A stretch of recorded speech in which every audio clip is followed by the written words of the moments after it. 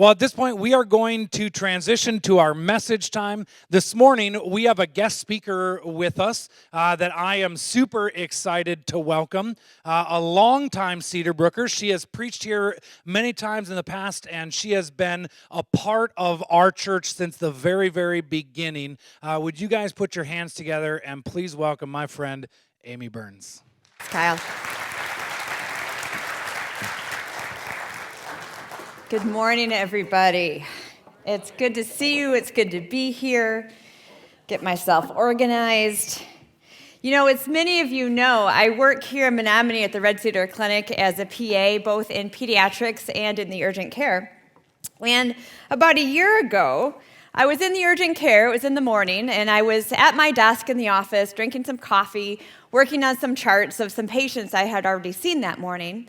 And suddenly a nurse comes into the office urgently, and she says, "Hey, Amy, I just put a patient in a room, and he does not look good. His vital signs are way off."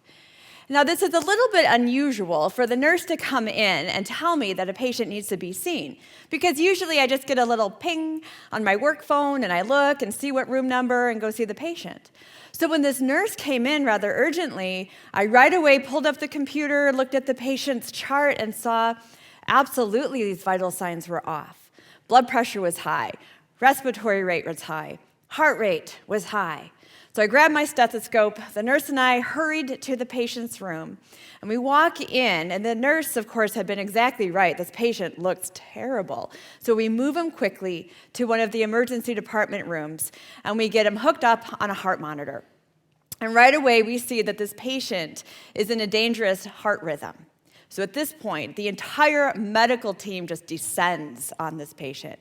IVs are started, labs are drawn, medications are given.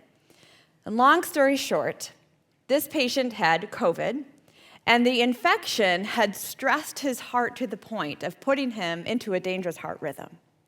So we got this patient transferred to the ICU in Eau Claire, and I'm happy to tell you he did well, and he was home within a couple of days. But what I want you to see is that it was the patient's vital signs that caused the nurse and I to act much more quickly than we typically would for a stable patient. It was his vital signs and the reality that they pointed us to that caused us to alter our behavior. Last week, Pastor James started a new sermon series, a series looking at a different set of vital signs. Signs that point us to what is true about Jesus, because what we believe about Jesus will alter our behavior. Now, I don't know where you guys are at in your relationship with Jesus. You might be relatively new, just learning about this and just starting to grow in your relationship with Jesus. Or you might not even know what you think. Maybe you're just here or watching online, just trying to figure out, what do you think about Jesus and who he is? Or maybe you're like me that have been walking this road with Jesus for a while.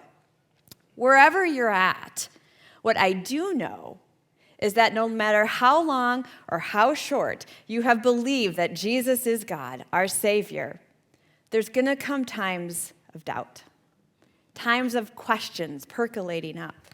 In fact, last week, James mentioned that in this day and age, we all have a tendency towards skepticism, don't we? Is this real? Is this faith that I have based on anything more than wishful thinking? Because I'll tell you what, I don't want anything to do with a faith based on wishful thinking. I don't want anything to do with that. I want a faith that is rooted in deep truth and reality. Well, the good news is that God has not asked us to have blind faith with no evidence or foundation. Because that kind of faith, we all know this, it's going to crumble and fall apart when things get hard. God has given us signs. He's given us vital signs that show us the evidence of who Jesus is. Now, as you probably know, there are 4 biographies of Jesus in the Bible. They're called the Gospels: Matthew, Mark, Luke, and John. And the last one, John, written by a disciple named John, he spent a lot of time with Jesus. He was someone who ate with Jesus, traveled with Jesus, goofed around with him. He witnessed and watched Jesus' interactions with people. He witnessed and experienced the miracles that Jesus did. And towards the end of John's life, he decides to write down the account of everything that he had seen. And he chose 7 vital signs, 7 miracles that Jesus did that point to who Jesus really is. Now, John was very clear when he wrote this biography. He didn't write this just for the transfer of information, so that maybe you can win at Trivial Bible Pursuit at some point. All right? No, John wrote for a very explicit reason, and he states it towards the end of his biography. In chapter 20, verse 30, John writes this. He says, Jesus performed many other signs in the presence of his disciples, which are not recorded in this book. But these 7, are written so that you may believe that Jesus is the Messiah, the Son of God, and that by believing, you might have life in his name. So whether it's in the emergency department or the gospel of Jesus or about Jesus, vital signs lead us to life. Last week, Pastor James talked about the first sign that points us to Jesus being the Messiah, and that's when he turned water into wine at a wedding in Cana. And we saw that Jesus is starting something new that he invites us to be part of. So if you missed it, go back and listen to it. It's definitely worth your time. Today, we're going to look at the second sign. And I want to set the stage here a little bit. I have a map, which makes me really happy. So Jesus is up here in Cana. You see that with my little pointer there? This is where he turned the water into wine. Now, right after that, it's time for the Jewish Passover, all right? So all good Jews from Galilee and Judea, they're going to travel from this area all the way down to Jerusalem down here, all right? And when they're in Jerusalem, John writes that many things happened. We hear about Jesus getting angry in the temple, and he throws people out because they were selling things inappropriately. We hear that Jesus meets with a Pharisee named Nicodemus and says, you've got to be born again to enter the kingdom of heaven. And people are like, what? What does that mean? And John also tells us that Jesus performed other signs in Jerusalem, which were probably healings. And at this point, guys, the rumors are starting to spread about Jesus. People are saying, hey, did you hear? Did you hear Jesus healed that person? Did you hear that? Hey, did you know? Jesus threw all these people out of the temple. Who gave him that authority? Hey, did you hear about that guy that Jesus healed? See, the word on the street is spreading, isn't it? And after the Passover, Jesus and his disciples head home. They go farther back up north, back where they came from, and they go through Samaria, which is where he meets a woman at the well. This is one of my all-time favorite stories, and it pains me to skip over it. So please go read it. But now we come to our focus today. So in John chapter 4, verse 46, John writes this. He says, once more he, Jesus, visited Cana in Galilee, where he had turned the water into wine. Now, there was a certain royal official whose son lay sick at Capernaum. And when this man heard that Jesus had arrived in Galilee from Judea, he went to him and he begged him to come and heal his son, who was close to death. All right, let's look at the map again. The thing about maps, by the way, I just want to tell you this. First, they're here because I think they're cool, and it's kind of a nerdy thing for me. But more than that, you guys, the maps emphasize that these aren't just stories. These are real events, eyewitness events that happened with real people in real places you can go today.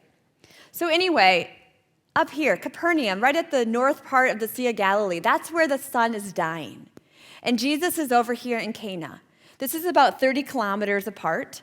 And scholars estimate at that time it's probably about an 8-hour walk. Now, this official, he's probably someone high up in King Herod's court. He's kind of important. He's got some social standing. But desperation levels the playing field for us, doesn't it? His son is dying. He's not coming to Jesus as an important person in the king's court.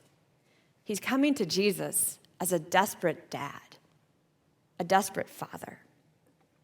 He's heard the rumors circulating about Jesus. Did you hear what Jesus did? He's heard these rumors. And so he comes to Jesus as his last hope, his son's last chance of being healed. And he humbles himself and he begs Jesus to come with him. And at this point, Jesus says something that seems kind of harsh. Jesus says in verse 48, "Unless you people see signs and wonders, you will never believe." Now, some scholars think that this only sounds harsh due to translation issues, that it really wasn't as harsh as it sounds. But other scholars do think Jesus is frustrated here, and probably more so with the crowd around him than with the man himself. See, when Jesus traveled back from Jerusalem back up north, he had to go through Samaria, or he chose to go through Samaria. Go read the story. But it was here that people believed in Jesus based on what he said and what they heard, not on any miracles or things that he did for him. So now when Jesus gets back to his hometown and his own people are wanting him to perform miracles on demand for their own benefit, well, Jesus might be a little irritated about that. But either way, the official doesn't care. He doesn't care what tone of voice Jesus is using. In fact, John tells us that the official just keeps begging. In verse 49, the man says, "Sir, come before my child dies." Do you hear the desperation? Be irritated or not, Jesus, I don't care. Just come heal my son. You are my last hope. Wow, we know this desperation, don't we? Jesus, come heal my addiction. Jesus, come heal my broken relationship. Come heal my loved one's illness. Come heal my depression, my anxiety. You are my last hope, Jesus. And Jesus says to the man in verse 50, Go. Your son will live. Now, if we go too quickly, we might just think, oh, good. Okay, his son's going to live. The guy walks home. Good story. Okay, but slow down just a second here because I want you to see something. For the father, the dad who had walked 8 hours to see Jesus, he only had 2 options in his head at that time. One was, okay, Jesus comes with me, and my son has a chance of living. The other option, Jesus doesn't come, and my son dies. It was one or the other. But Jesus throws out a whole different option. He says, you go without me and trust me that your son will live. Well, what would you do? Do you stay? Do you just keep begging? No, Jesus, come, please, come. Or do you go? Do you walk away feeling completely defeated? Because everybody knows in the first century, nobody got healed without someone physically touching them. Certainly not from 30 kilometers away. It just couldn't happen. Well, let's see. Let's see what the official decides. In verse 50, it says this: the man took Jesus at his word and departed. You guys, I have read this passage over and over and over again, prepping for this sermon, and every single time this sentence stops me cold. The man took Jesus at his word and departed. Pastor Andy Stanley has commented on this passage, and he said it this way. He said, the man, he believed and he behaved as if what Jesus said could be trusted. He believed and he behaved as if what Jesus said could be trusted. Basically, Jesus is saying, I'm not giving you what you want in the way you want it. Will you trust me? This man walked home by faith and not by sight. And Andy Stanley went on to say in his comments that this walk home that the dad took, this long walk home, this walk is essentially our life condensed to a day. We are walking by faith, believing that what Jesus said is true, believing that what Jesus did is real, believing that we are unconditionally loved, believing that Jesus bore death on a cross and conquered death so that you and I can be forgiven and live in an ongoing, ever-present relationship with the God of creation. Do you live like that's true? I do, on some days. Usually when it's between about 65 and 75 degrees, and the sun is shining, and my husband says to me, honey, I won the lottery when I married you, right? Those are the good days. But then there are other days. You know these days when the doubts creep in. And I would expect that this official on his way home had some doubts as well. Yes, he took Jesus at his word. But then he had a long walk home, didn't he? Let's continue with the story. In John chapter 4, verse 51, John says, Well, the man, while he was still on his way, his servants met him with the news that the boy was living. When he inquired as to the time when his son got better, they said to him, Yesterday, at 1 p.m. The fever left him. Then the father realized that this was the exact time at which Jesus said to him, Your son will live. So he and his whole household believed. And this was the second sign that Jesus performed after coming from Judea to Galilee. This father had an encounter with Jesus. And he believed and he behaved as if what Jesus said could be trusted. And then he got the confirmation that Jesus was trustworthy.